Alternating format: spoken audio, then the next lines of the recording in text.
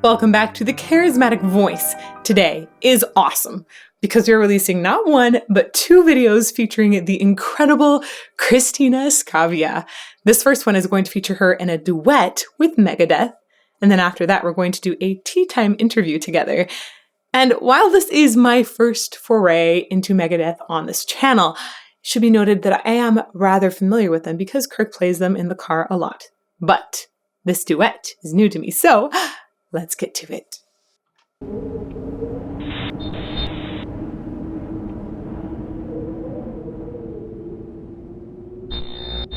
Don't remember where I was. I realized life was a game. The more seriously I took things, the harder the rules became. Oh, I had no idea what it cost. My life passed before my eyes. Oh, I found out how little I accomplished. All my plans tonight. It's so interesting hearing the drive behind his voice, but hearing the air that's in there as well. It is such an aggressive sound. It's definitely a pressed sound as well. And it's fascinating to hear where he allows vibrato into the sound, because vibrato is a relaxation, at least in this kind of vibrato's case. It's a relaxation of the muscles around here that allows some vertical bobbing to enter. And with his kind of sound, it's pressed, it's aggressive. So hearing that relaxation is like, oh, like all voices need to relax sometimes. Let's go back to the beginning.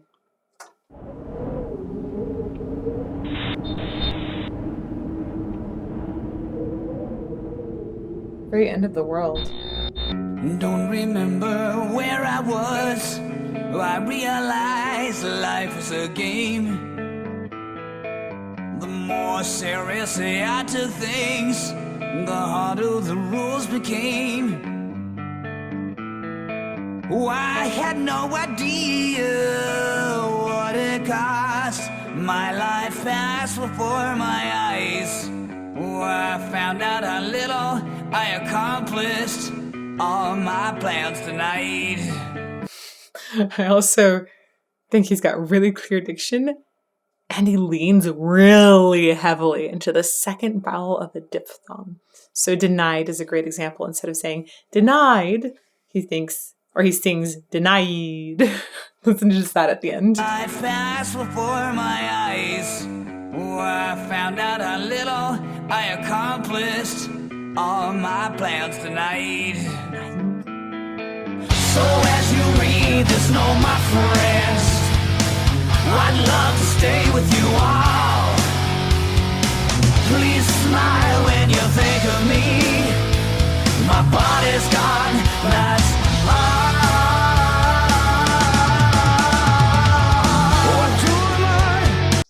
Interesting. Really, really interesting the way that the thickness of the vocals in there, the layering of it, rather than feeling pointed and driven, it feels more deep in the overall vocal texture. All my plans tonight. So as you read this note, my friends, I'd love to stay with you all. Please smile when you think of me. My body's gone, that's all.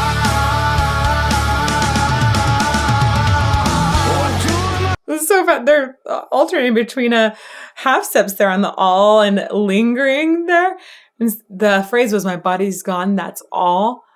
And normally I think that as like somebody's been put to rest, right? And I would think of that as a very stagnant phrase, but instead they have this alternating between half steps, which is very dissonant, and it's continuing to harp on that dissonance as the note is going on.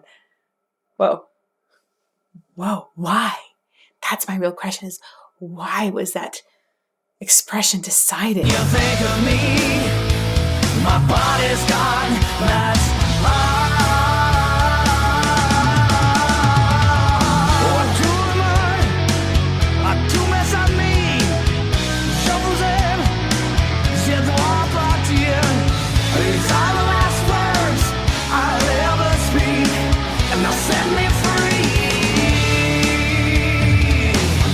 Yeah, and that part also, he has a more round sound overall.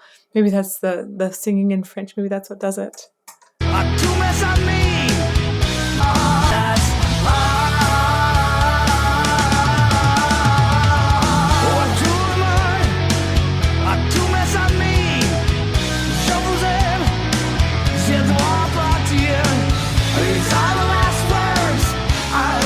If you look at his mouth when he's singing, it's really interesting. You see a lot of teeth. They're kind of closed. And I can hear clarity in the formation of words in here and with the lips, but not a ton of jaw action at times.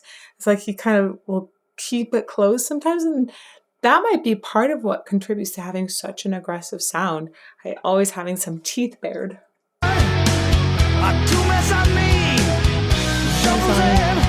Maybe.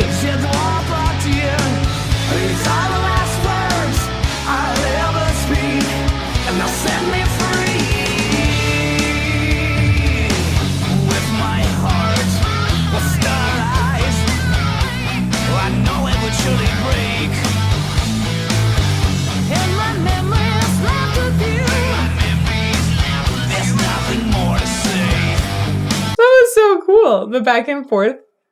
The back and forth, the phone and the phone sound in there too.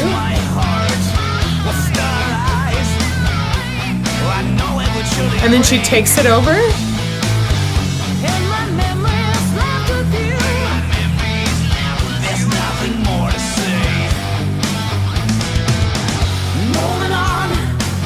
It's a simple thing.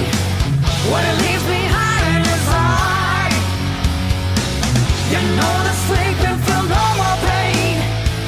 When living on a sky.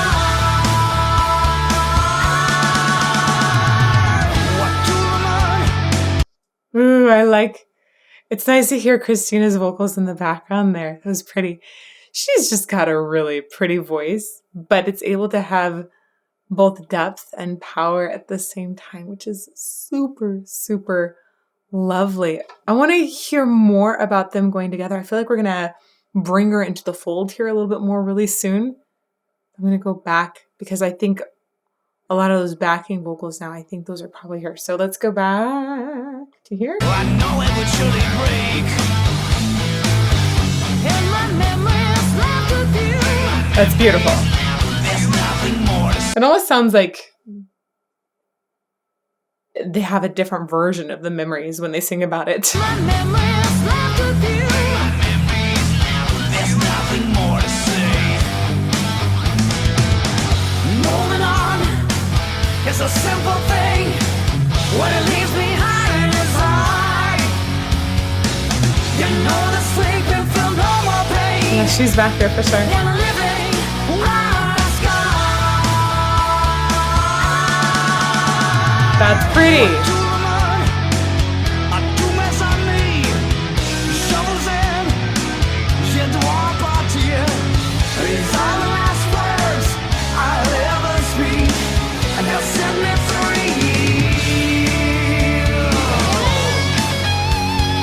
Interesting.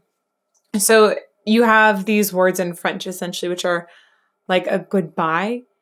And I think I'd read about this being accused of being like a pro-suicide song, essentially. But in the end, it was actually said, hey, no, like if you were given a chance to say goodbye, this would be what the words would be, which is essentially like, to the world, to my friends, I love you. I have to leave. So I love that this idea of what would your last words be? If you had the chance to write them out to everybody, what would they be? And I like the sentiment behind, like, you just want to say that you love people that are here, right? They're those personal relationships, those close ones to your friends and your family. Like I think it's really beautiful to be able to maybe say, I love you. That's sweet. We should tell each other we love each other more often. Like, we should just do that because you never know when it's going to be the last time. Oh.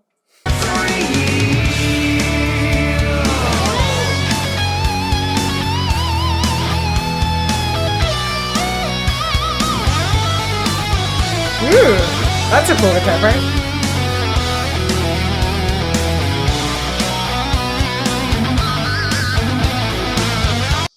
I'm digging the music video of her looking for him.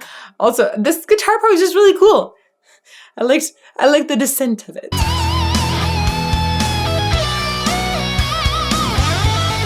That, yeah.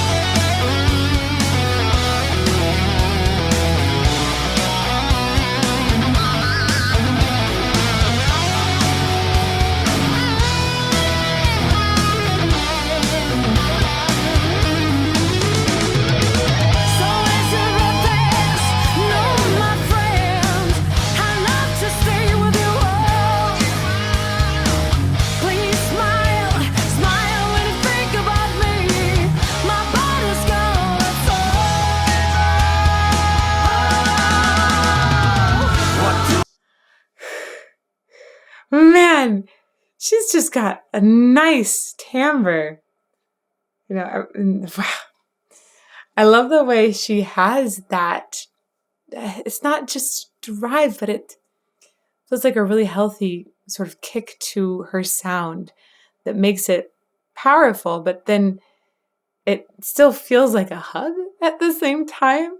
It's a really, really beautiful natural timbre. I like the way she's able to hook into it as well. You can just really hear her hook into her support a few times throughout that. Also, the way she sings to a mic is just pretty.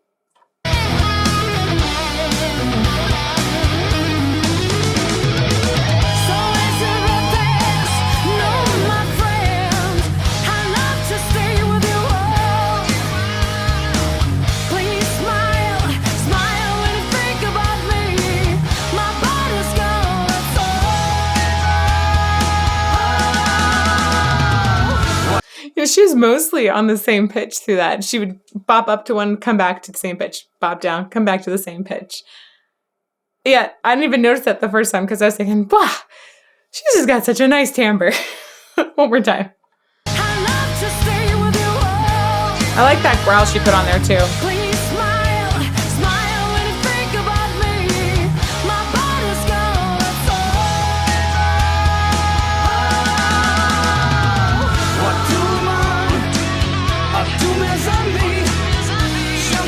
It's a cool effect on her voice.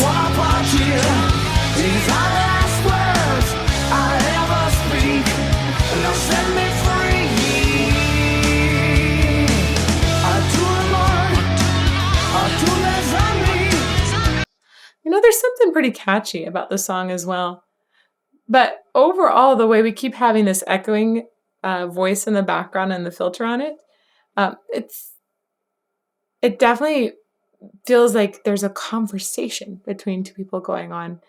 And I like that you get that even without necessarily seeing the music video here.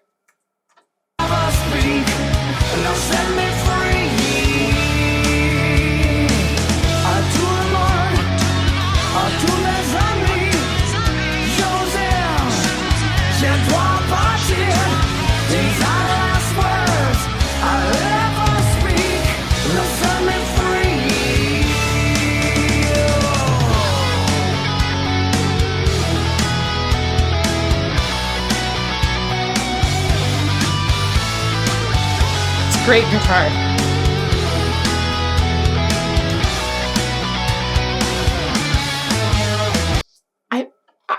I'm not sure why there's so much hair in the way.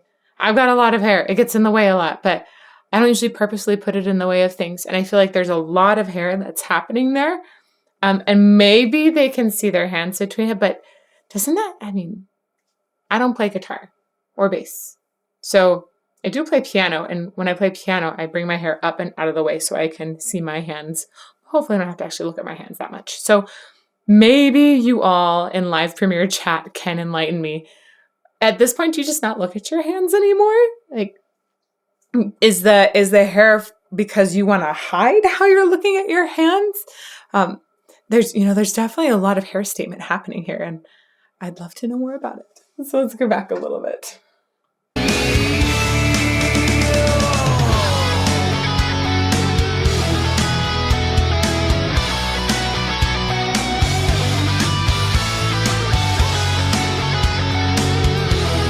I like the harmonies of guitars.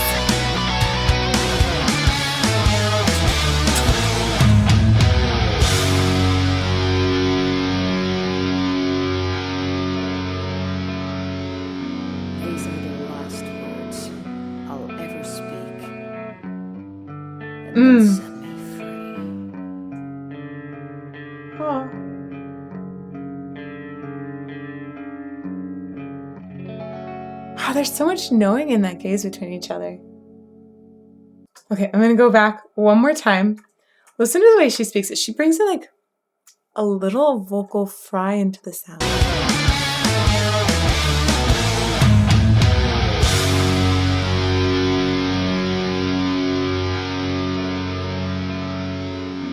These are the last words. Right there, last words. That sound of the chords not fully coming together, that would be considered vocal fry a bunch. Sometimes we hear that when, especially for women, when the voice tries to go lower and talk on a pitch that isn't what they'll call like an optimal pitch range. But we'll do it for effect a bunch as well. Valley girls also do it, I think, very unknowingly. And sometimes that's when there's not as much air coming through so that you don't have that distinct phonation. But it can be used for tons of reasons. This definitely feels like it's a sort of a rough setting overall. The voice would sound a little bit more used here. So maybe she's going for something that is a little more weathered, or it could be that she's going for something and that just feels like it's ending things. So lots and lots of reasons why you do that. I just thought it was kind of cool that that was her decision. These are the last words I'll ever speak, and they'll set me free. Right, she's definitely floating between it throughout that phrase.